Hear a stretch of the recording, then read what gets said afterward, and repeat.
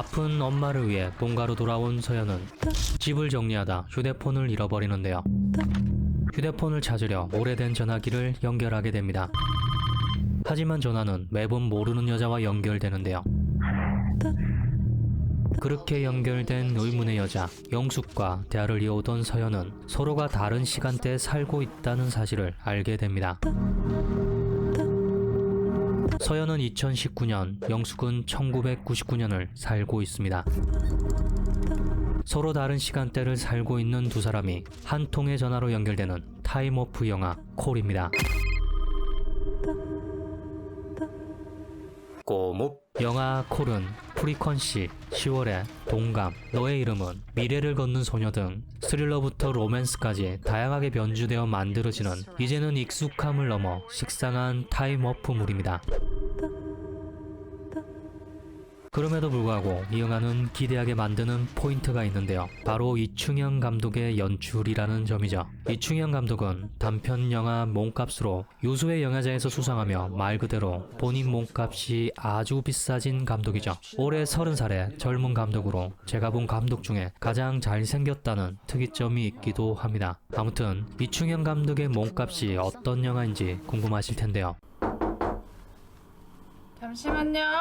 영화 몸값은 14분짜리 단편 영화입니다. 홍상수로 시작해 좀 찾기 힘드시죠? 예, 좀 그렇더라고. 박찬욱으로 끝난다는 이야기를 듣고 있는데요. 그럼 주영아, 내가 너한테 100만 원을 다 줄 수는 없을 것 같아. 원테이크로 만들어진 단순하고 직관적인 이야기에 서서히 느껴지는 불편함과 고등학교 2학년. 네, 18살이에요. 좋다. 긴장감을 끌어올리는 드리블. 그냥 17만 원에 일반 원조교재 하듯이 그렇게 해야 될 것 같은데. 결국 골로 연결시키는 결말까지 상당한 충격을 주는 영화입니다. 다 보고 나서 와, 이런 단순한 이야기를 이렇게 드리블 한다고 감탄했던 기억이 나네요. 박형수 배우의 연기도 좋았고 특히 이주영 배우의 매력이 잘 드러나는 영화이기도 합니다. 말 편하게 하세요. 좀 천천히. 네. 그럴게요. 예. 아쉽게도 현재 영화 몸값을 볼 수 있는 곳은 찾을 수가 없는데요. 전 해외 채널에서 봤었는데 지금 그 채널은 없어져 버렸네요. 7만 원이요? 제가 아다가 아니라서 그런 거예요? 아무튼 다시 영화 콜로 돌아와서 캐릭터를 살펴보죠. 하이킥을 날려도 사귀고 싶은 여자. 매력 쩐다. 우리 사겨요. 박신혜는 현재를 사는 여자 서연을 단단함과 무게감이 있는 캐릭터이고 23 아이덴티티의 K씨를 참고했다고 합니다. K씨는 학대를 당한 트라우마가 있지만 덕분에 미친놈을 상대하는 법을 아는 강한 캐릭터죠. There's a man here. He abducted us and he's going to kill me. 도무지 연락이 되지 않는 그녀. 혜미야, 통화 좀 해. 혹시 혜미하고 연락되세요? 저는 연락이 안 돼서요. 한 달째. 전종서는 과거에 사는 여자 영숙을 시나리오를 쓸 당시 버닝에서 보고 가장 먼저 캐스팅했다고 하네요. 이런 사소한 거는 사람 인생이 바뀐다니까. 감독을 탓해도 되는 배우 그게 뭐 배우 잘못인가? 감독 탓이지. 이엘은 항상 영숙을 감시하는 영숙의 엄마를 영화의 긴장감을 불어넣는 역할이라고 합니다. 국밥 드시다 떠난 누님. 김성령은 서연의 엄마를 친구 같은 엄마이자 강한 모성애를 보여주는 캐릭터라고 합니다. 왠지 또 사망할 것 같은 느낌이. 낑깡과 교감이 가능한 남자. 깡해봐 깡. 잘한다. 박호사는 서연에겐 정신적 버팀목인 아빠를. 우리의 창식이. 테드창이라고 개새끼야. 테드창. 민증한 봐봐. 봐봐. 봐야봐 님이 뽕이다 병신아. 오정세는 서연의 아빠의 친구 성호를. 박신혜와는 이미 호흡을 맞춰본 커다란 우정의 힘으로 한 번만 주라. 이동희는 서연과 영숙의 주위에 일어나는 사건을 파헤치는 파출소 순경 백민현을 연기합니다. 청년의 모습과 중년의 모습으로 서연과 영숙의 타임라인에 각각 등장할 것 같습니다. 자, 그런데 이 영화 어디서 본 듯한 전개라는 생각이 드시는 분들이 있을 텐데요. 맞습니다. 2011년작 영화 더 콜러를 원작으로 하고 있습니다. 더 콜러는 상당히 어두침침한 톤에 I know you've been avoiding me, but that's going to stop now. 한정된 장소에서 벌어지는 저예산 스릴러인데요. 이야기에 자잘한 공백이 있긴 하지만 충분히 흥미로운 영화입니다. I'll draw something. On the wall, just inside the door on the right-hand side.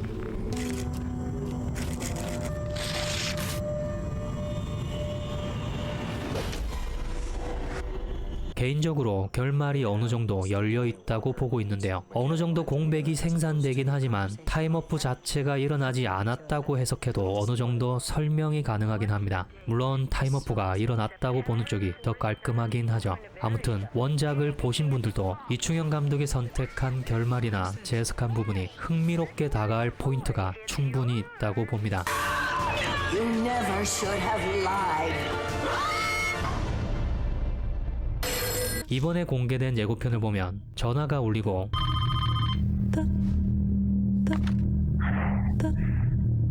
즐겁게 대화를 나누는 서영과 영숙을 확인할 수 있는데요. 뭐 또 궁금한 거 없어?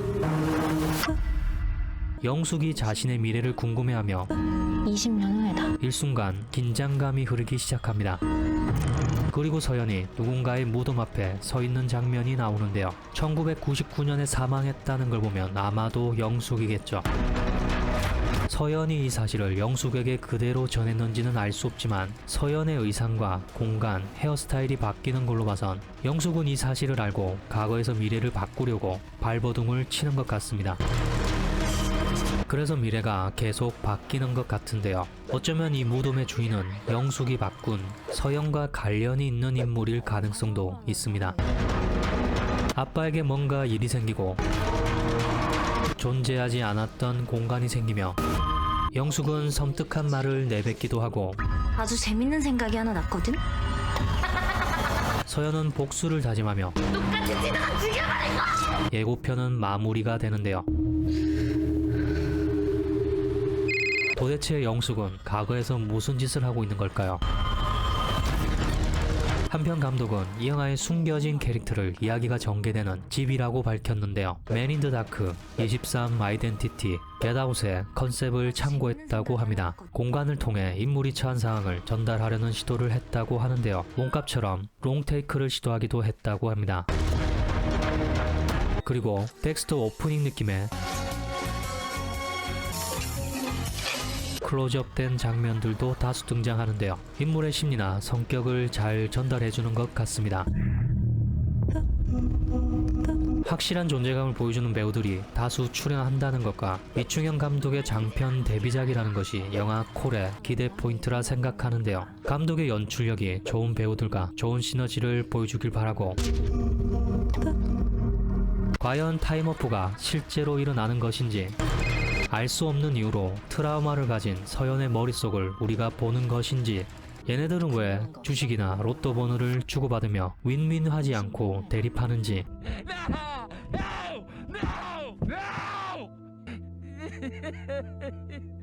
직접 확인하고 후기 남기도록 하겠습니다. 다양한 해석으로 이야기가 끊임없이 생산되는 영화였으면 좋겠네요.